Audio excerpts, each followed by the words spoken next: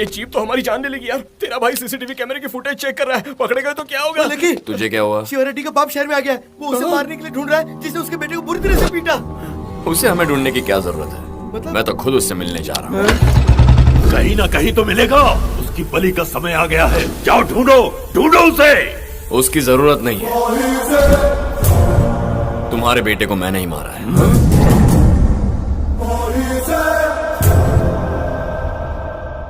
सोचा आपसे आकर बात करूं।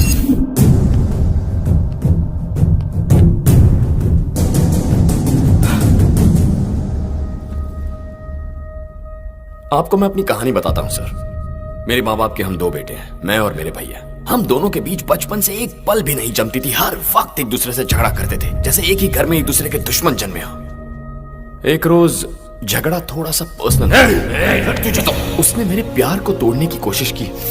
बर्दाश्त नहीं कर पाया, मेंटल हो गया सर। प्यार से बात ईगो पर आ गई। मैंने फैसला कर लिया, चाहे कुछ भी हो, उसे उसकी नौकरी से अलग करना है, और इसीलिए उसकी जीप लेकर मैं भाग गया। और तब मैंने सोचा भी नहीं था कि उसकी जीप पर कोई हमला करेगा।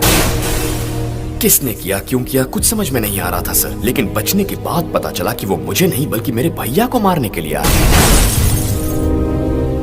मेरे भैया को मारने के लिए आए थे।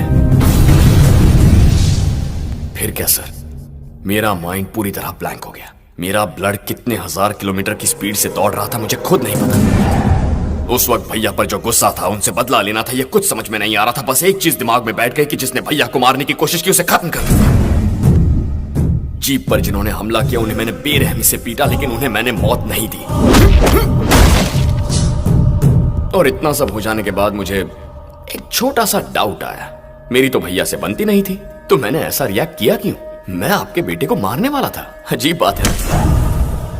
पता है क्यों? हमारे खून के अंदर मैजिक ही कुछ और है।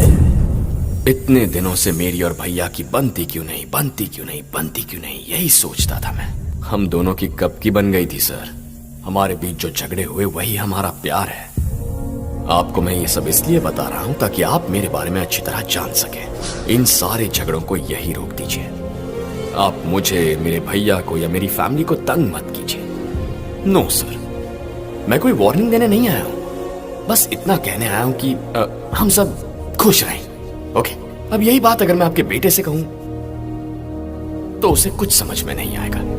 अभी गुस्से में होगा ना, पर आपको बेटे के पिटने का दुख है ना, आप समझ जाएंगे। अक्सर जो इंसान गुस्से के बजाय दुख में होता है ना, वो बातों को बेटर समझ पाता है। रोक दीजिए अब ये सब, अपने बेटे को समझाइए।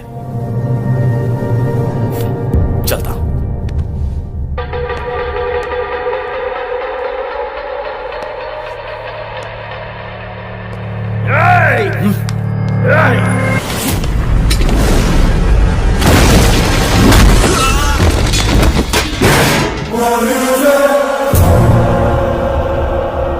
मेरे माँ बाप के हम दो बेटे हैं।